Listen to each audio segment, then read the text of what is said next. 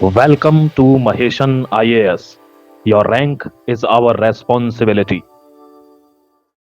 कुछ बल खा के कुछ लहरा के हिरनी जैसी चलती है, पल में 16 पल में मासा कितने रंग बदलती है। जय हिंद, वंदे मातरम। Welcome to Maheshan IAS digital platform today. इस आर्टिकल को बहुत ध्यान से देखना है। बहुत दिनों बाद मैं किसी आर्टिकल को बोलता हूं कि इसको ध्यान से देखना है, क्योंकि थंबनेल से आपको पता चल गया होगा कि मैं कुछ ऐसी चीजें क्लियर करूंगा जिनका इस पूरे सिलसिलेवार संबंध है कि कैसे भारत पर एक आखिरी चोट की जा रही है प्रधानमंत्री बदलने की। और इसमें घर वाले भी शामिल हैं, बाहर वाले तो हमेशा से शामिल थे ही। बहुत ध्यान से कान लगाकर यह आर्टिकल देखना और सुनना। आपको कुछ चीजें बताने जा रहा हूं जिससे यह सिद्ध हो जाएगा इस आर्टिकल के बाद कि भारत पाकिस्तान का कॉन्फ्लिक्ट बहुत नजदीक आ गया है, क्योंकि पाकिस्तान के पास बचने के लिए कोई रास्ता नहीं बचा है। यह भी मैं आपको बताऊंगा। और यह जो दो लाइन मैंने बोली है अभी, कुछ बल खा के कुछ लहरा के हिरनी जैसी चलती है, इसका संबंध समझाऊंगा आगे चल के इस आर्टिकल में, ध्यान रखना। देखिए, सबसे पहले तो attack on Indian high commission, जो भारत की एम्बेसी है दोस्तों ढाका में, उस पर मार्च निकला है, उसकी तरफ प्रोटेस्टर्स बढ़े हैं उन पर अटैक करने का। ठीक बिल्कुल वही प्लान जो एक तरह से नेपाल में अपनाया गया था। अब श्रीलंका, नेपाल, बांग्लादेश के बाद नंबर किसका है? भारत का। यानी फिर एक बार दोहरा देता हूं कि this is the last game. यह वो आखिरी दाव है जिसमें भारत के प्रधानमंत्री को अगर तख्ता पलट से हटाया जाए तो हटाया जाए, वरना फिर इनके बाप के भी बस की है नहीं।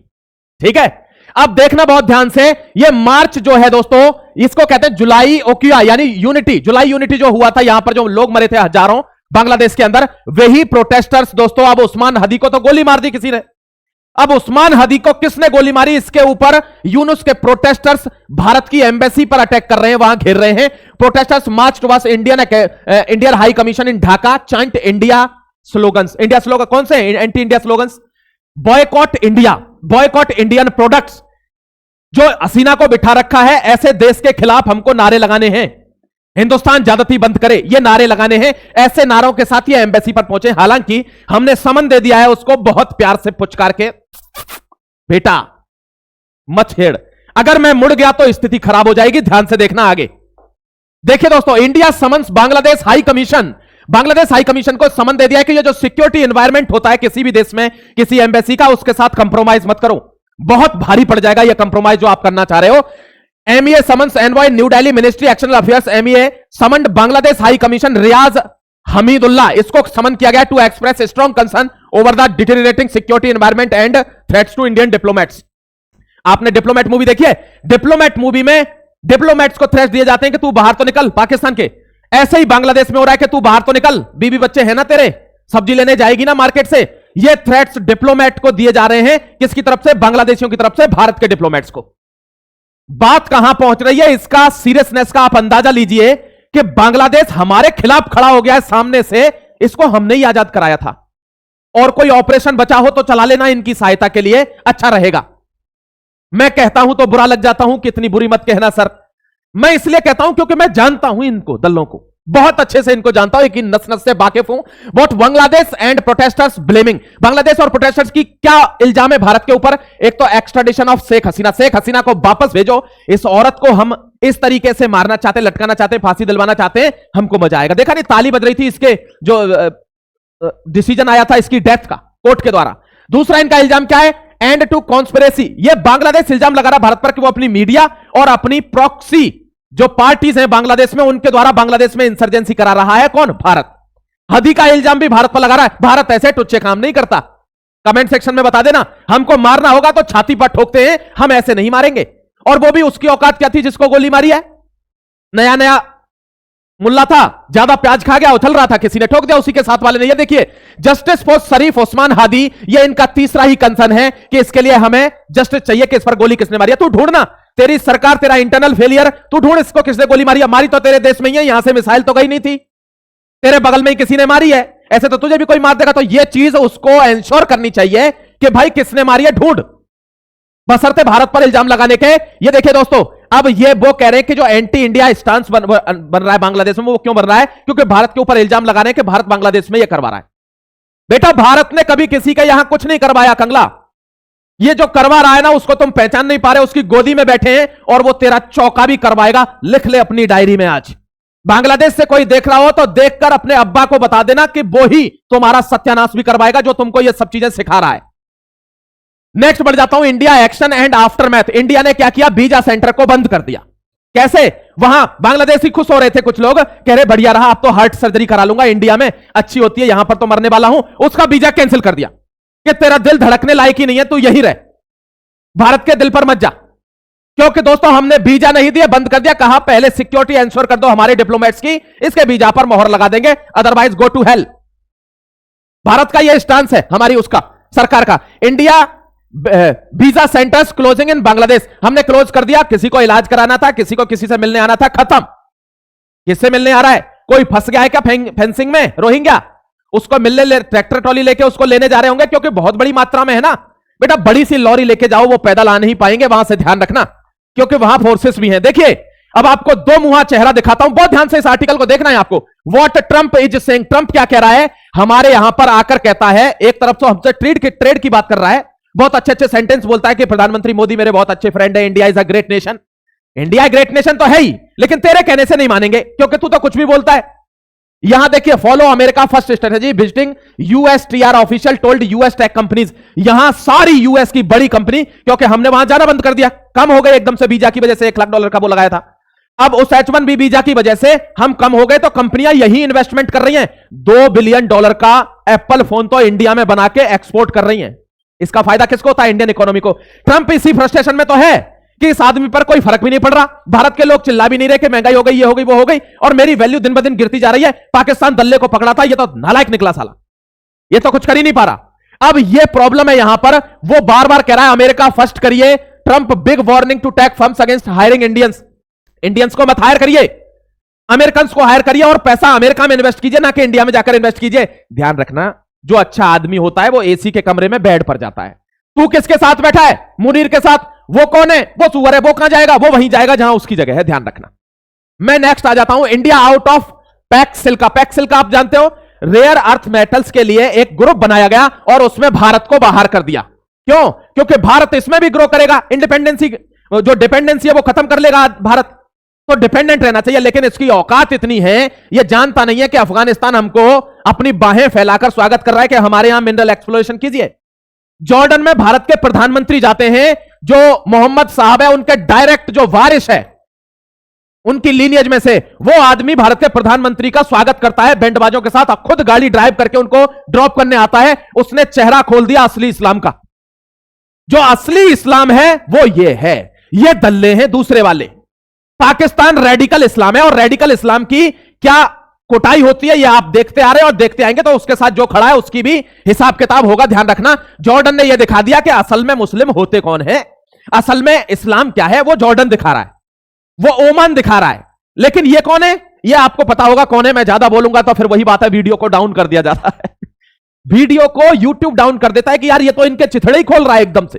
तो इसीलिए आपसे कहता हूं कि आप चैनल को सब्सक्राइब करके वीडियो को शेयर जरूर करा करिए। चैनल सब्सक्राइब एक बार को पीछे छोड़िए, लेकिन शेयर करिए, जिससे एटलीस्ट किसी को पता चले कि मैं बात क्या बता रहा हूं।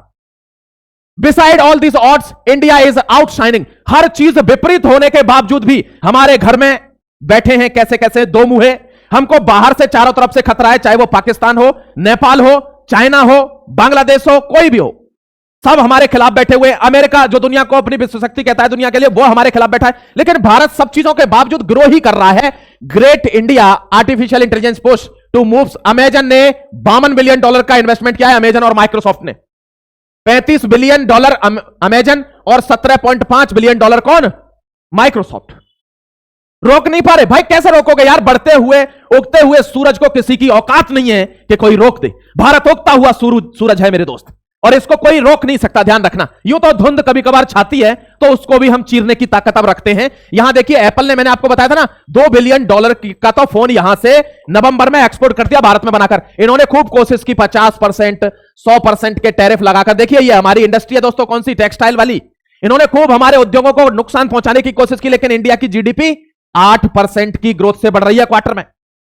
रोक पा रहे हैं कि नहीं? देखिए, US needs to understand India's growth as an industrial hub thanks for the government policies and ecosystem established here.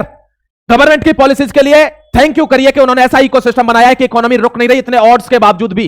Russia तो हमारा जिगरी है, वो तो हमको जितना यूएस टैरिफ बढ़ाएगा उससे 10 गुना ज्यादा वो हमको रिबेट दे रहा है तेल पर। ध्यान रखना, इतने टैरिफ के बावजूद तेल जो है वो 150 हो जाता, नहीं हुआ ना।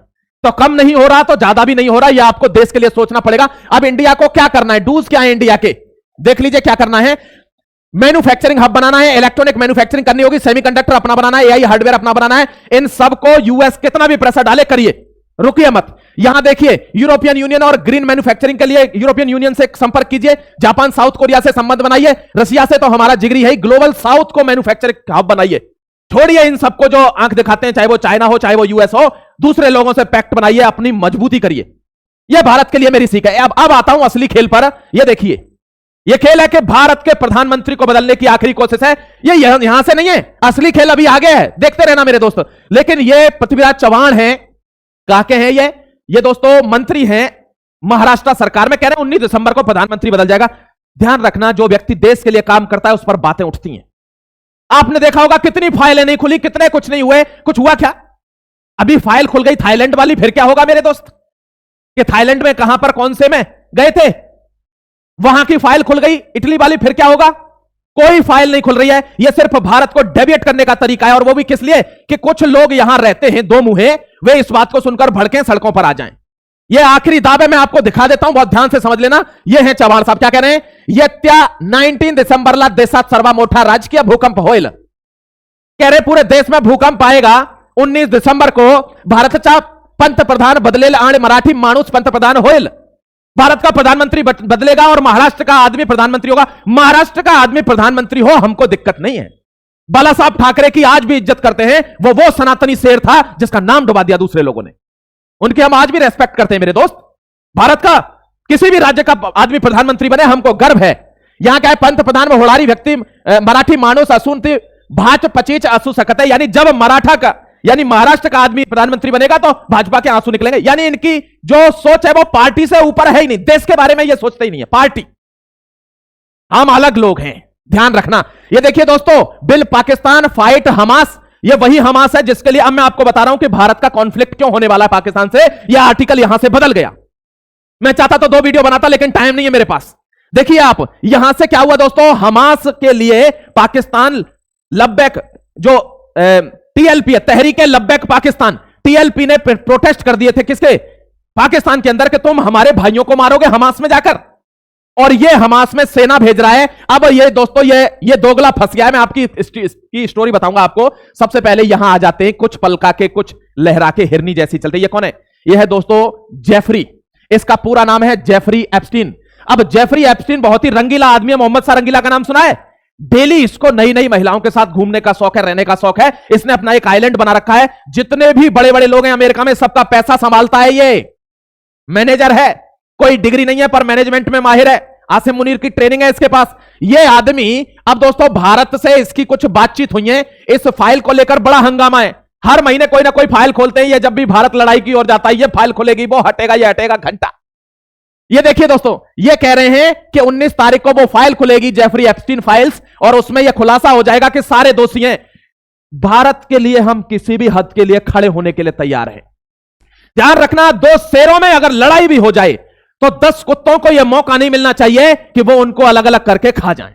तो भारत का सनातनी भारत से जुड़ा हुआ है, कोई भी बात होगी संभाल जाएंगे, टेंशन मत लेना। यहां पर ऐसी फाइलें खुलती रहती हैं, खासकर यह फाइल ट्रंप के बारे में है। मैं बता देता हूं वो क्या कहना चाह रहे हैं। हरदीप सिंह पुरी एक यूनियन मिनिस्टर है, उनकी कुछ बातचीत हुई होंगी इनसे, उनके खुलासे होंगे। देखना आप, इतनी लंबी फाइल होगी, कोई पढ़ेगा भी नहीं, ऐसी की तैसी। कितनी जो फाइल खुलने वाली थी वो तो खुली नहीं। कहां है फाइल सुभाष चंद्र बोस वाली? तुम में से कोई क्यों नहीं लेके आता कि फाइल खुलवाओ सरकार से? सुभाष चंद्र बोस कहां गए? कैसे लड़े? कहां थे? नहीं खुलवाएंगे। क्यों? क्योंकि तुमने तो ऑर्डर पे साइन कर दिया था ना कि भाई सुभाष चंद्र बोस हमको जिंदा या मुर्दा सुपुर्द करना है अंग्रेजों के लिए, इसलिए नहीं खुलवाएंगे वो फाइल। फाइलों की बात आएगी तो मेरा दिमाग और ठनक जाएगा, ध्यान रखना भाई, मेरा दिमाग ठनक जाएगा फाइल की बात आएगी तो। रहने दो तुम फाइल। अनिल अंबानी, वही अंबानी अडानी वाला गीत। पीएम नरेंद्र मोदी, वो कह रहे नरेंद्र मोदी, दोस्तों यहां पर एक सांसद है, वो कह रहे पीएम नरेंद्र मोदी भी इसमें फंसेंगे। देख लेंगे, पहले फंसा बाद में देखेंगे। एप्स्टीन फाइल्स में आया मोदी का नाम, यह हल्ला है, और यह हल्ला खत्म होगा 2 दिन बाद, देखना, क्योंकि यह बड़ा गेम शुरू होने वाला है। अब मैं आपको बताता हूं इसके समीकरण बन क्यों रहे हैं। मैं क्यों कह रहा था आपसे, पहले तो इसने इसके साथ स्कर्ट पहन के डांस किया है। कहां पर? अमेरिका में जाकर। कि बोलिए जीजा जी, करूं डांस शुरू? हां, इसने कहा यस ऑफ कोर्स।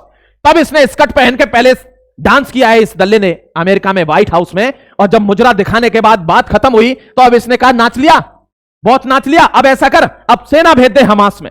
अब टेंशन में है कि अगर हमास में सेना भेज दे तो तहरीक लब्बैक पाकिस्तान खिलाफ हो जाएगा, यानी आवाम भड़क जाएगी पूरे पाकिस्तान की, और इतने दंगे हो जाएंगे कि इसको छिपने के लिए जगह नहीं मिलेगी कि आप हमारे भाइयों के खिलाफ सेना भेज रहे हो, वहां मारोगे। और ऊपर से ट्रंप ने यह और कह दिया कि तुमको डिजार्मामेंट और कराना है, उनके हथियार और गिरवाने, वहां से खाली करना है, उसको डीमिलिटराइज करना है। अब दोस्तों ये तो फंस गया इस बात में कि मैं वहां भेजूं तो मारा जाऊं, क्योंकि वहां फिर कौन बैठा है, इनका बाप बैठा है वहां, नेतन्याहू, और अगर नहीं भेजता तो इससे अनबन हो जाएगी, और इससे अनबन होते ही तो इन पर रोटी नहीं है। गलत कह रहा हूं क्या? ये देखिए, ये वही प्रोटेस्ट है जब इसने सिर्फ ट्रंप को नाचते टाइम ये कह दिया था कि ठीक है सर मैं भेज दूंगा, साले अपने यहां तो वैसे भी तो भूखे मर रहे हैं, वहां जाएंगे तो थोड़ा रोटी पानी मिल जाएगा, इनको 2-4 वक्त की रोटी की व्यवस्था हो जाएगी, तो मैं भेज दूंगा, आप टेंशन मत लो। उस वाक्य पर ही इतना बड़ा प्रोटेस्ट हुआ था पाकिस्तान में, 13 मरे थे, 150 इंजर्ड थे, और दोस्तों ये प्रोटेस्ट हुआ था। यही दोबारा होगा अब कब? जब मुनीर सेना भेजेगा हमास में। अगर नहीं भेजता है तो दोस्तों ध्यान रखना, फिर ट्रंप इसके खिलाफ हो जाएगा और भारत इसको ठोकेगा। एक समीकरण भारत इसको ठोकेगा, यह है। दूसरा समीकरण बहुत पहले बन गया था, अभी देखिए CIK यानी सेंट्रल इंटेलिजेंस ऑफ कश्मीर, यह कंडक्ट कर रही है, सरप्राइज सर्च कर रही है। 16,000 से ज्यादा NGO है, कहां पर? जम्मू कश्मीर में। वहां लोग बैठे जो इनको शरण देते हैं कि आजा मैं तुझे बम बनवाऊंगा, रात भर सुबह दिल्ली में जाके फोड़ देना। उनको पकड़ने के लिए ये CIK यहां मुहिम चला रही है मेरे दोस्त, और ये इसका इंतजार कर रहा है। अब यह समीकरण कैसा बन रहा है कि ये अगर सेना भेजे तो ये मारेगा, और ना भेजे तो भारत मारेगा, ये कुछ नहीं करेगा, यानी इसकी मौत पक्की हो गई है। यही मैं आपको समझाने वाला था कि समीकरण फुल बन चुका है, पाकिस्तान का मुनीर फंस चुका है कि क्या करेगा। अब जब मुनीर फंस चुका है, उसके पास कोई रास्ता नहीं है, तो कैसे बचेगा? तो वो बचेगा पाकिस्तान द्वारा भारत पर कोई हमला करके, कि साहब देखो भारत के साथ लड़ाई शुरू हो गई है, मैं कैसे भेजूं वहां पर गाजा में सैनिक। तो वो अब तीनों तरफ से 1 2 3 तीनों तरफ से इसके पास कोई रास्ता नहीं है, या तो ये खुद एस्केलेट करेगा भारत के साथ लड़ाई, या ट्रंप करवाएगा, या दोस्तों अगर वहां भेजता है तो इसको नेतन्याहू मारेगा। ठीक है, जय हिंद, वंदे मातरम, गॉड ब्लेस यू। मिलता हूं फिर से नई अपडेट के साथ, तब तक अपना ख्याल रखिए, खुश रहिए। जय हिंद, वंदे मातरम।